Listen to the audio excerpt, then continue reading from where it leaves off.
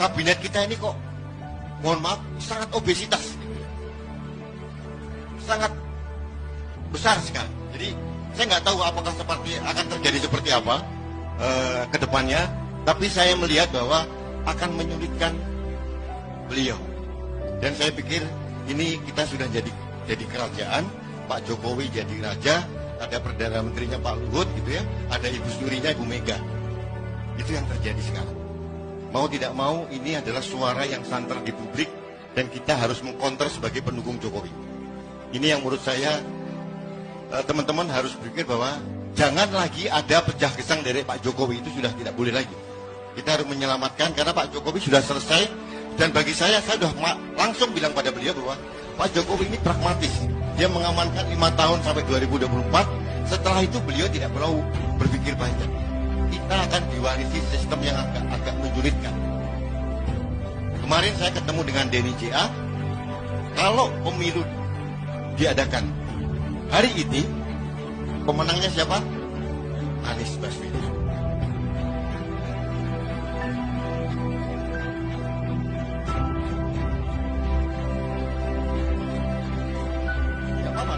Itu kenyataan, ya.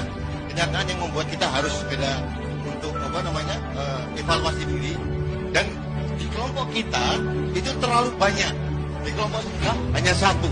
Itu kelebihan mereka. Mereka begitu solid, mereka begitu sabar, dan kita begitu tertreberai. Para buzzer bertemu dan mereka dengan suara bergetar, mungkin karena takut ya, membuat satu statement yang cukup mengejutkan bagi kita juga sebetulnya. Apa statementnya ya? Kalau Pilpres dilakukan hari ini, siapa pemenangnya? Dan mereka menjawab Anies Baswedan.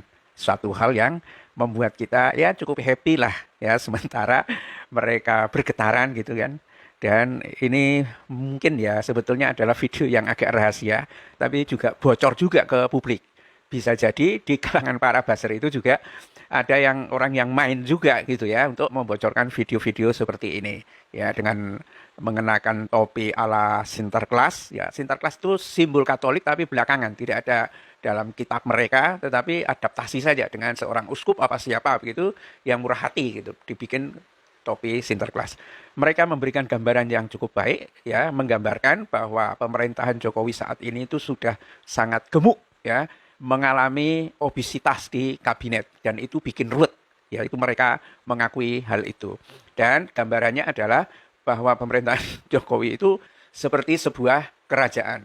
Jokowi sudah barang tentu adalah rajanya dan Perdana Menterinya adalah Luhut. Ini satu pola pemahaman yang sangat sederhana dan akhirnya memang sangat mudah kita ketahui kenapa semua pekerjaan yang ada di kabinet ini kemudian dilemparkan ke Luhut ya, sampai termehek-mehek gitu.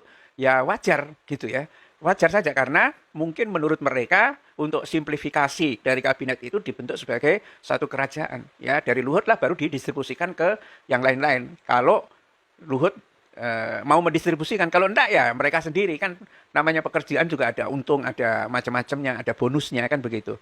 Dan menempatkan Megawati itu sebagai Ibu Suri ya, Ibu Suri itu ya dihibur-hibur sedikit aja ya kan, kasih gelar profesor, kasih gelar doktor, kasih ketua dewan BRIN apa itu yang penelitian apa yang dulunya LIPI dan seterusnya. Yang semua itu memberikan gambaran ya, kalau di Ibu Suri dilaporin kayak begitu kan sudah senang saja ya. Tetapi memang tak ada yang kemudian membuat mereka itu merasa cukup puas ya. Mereka memberikan gambaran bahwa Jokowi itu pragmatis ya. Artinya apa? Jokowi mengamankan sampai ke 2024 saja. Itu menurut laporan dari mereka. Setelah itu selesai, ya sudah urusannya. Dan disinilah mereka mengakui bahwa sistem yang dibuat oleh Jokowi itu menyulitkan mereka. Ya, pola pengambilan keputusan, kebijakan, atau bahkan program-program yang ada, itu pasti menyulitkan mereka itu. Dan ini ya memang juga menjadi kepedulian dari para analis politik maupun ekonomi, siapapun presidennya setelah Jokowi, apalagi kalau presiden yang akan datang itu cukup bertanggung jawab terhadap rakyatnya, apa yang diperbuat oleh Jokowi itu betul-betul sangat menyulitkan. Ya ibaratnya orang tua yang suka utang tetapi tidak berpikir tentang bagaimana membayar. Jadi otaknya itu selesai saja sampai bisa mendapatkan utang enggak gitu kan. Saya punya mau ini, saya mau utang lagi ya, termasuk yang terakhir ini setelah dia promosikan besar-besaran menjadi sales ya kayak sales gitulah ya, menjual supaya orang investasi di IKN, tiba-tiba menjanjikan atau menyatakan bahwa Januari nanti sudah ada gedung-gedung yang bertinggi di IKN ya, gedung-gedung yang sudah berdiri di IKN ya, bukan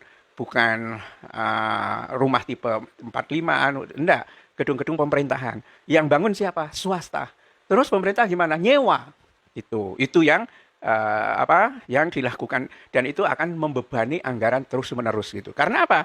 Kalau pemerintah nggak ada jaminan bahwa dia untung, ngapain investasi di IKN itu?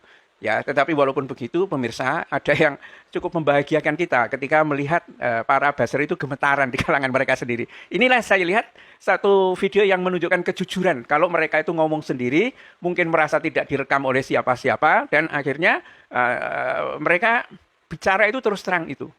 Ya, dia mengatakan bahwa lawannya atau kita lah ya, umat Islam yang tampaknya dianggap lawan oleh mereka karena serangannya itu hanya ke umat Islam saja, ya, bukan ke kelompok-kelompok lain.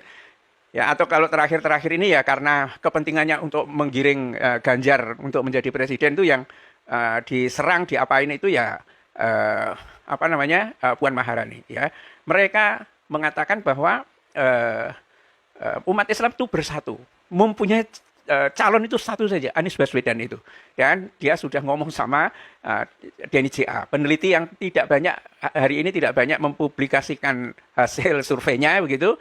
Dan tanya, siapa kalau Pilpres dilakukan hari ini, siapa menangnya? Itu Anies Baswedan, sudah mengatakan seperti itu. Ya, kalau lembaga-lembaga survei yang setiap minggu rilis itu sebetulnya hanya membentuk opini itu. Tetapi kayaknya juga berat juga mereka membentuk opini karena persepsi publik itu sudah berbeda dengan lembaga survei. Kalau lembaga survei itu kira-kira 15 tahun yang lalu mungkin masih dapat percaya karena belum tahu kelakuannya gitu kan. Tapi sekarang sudah ngerti.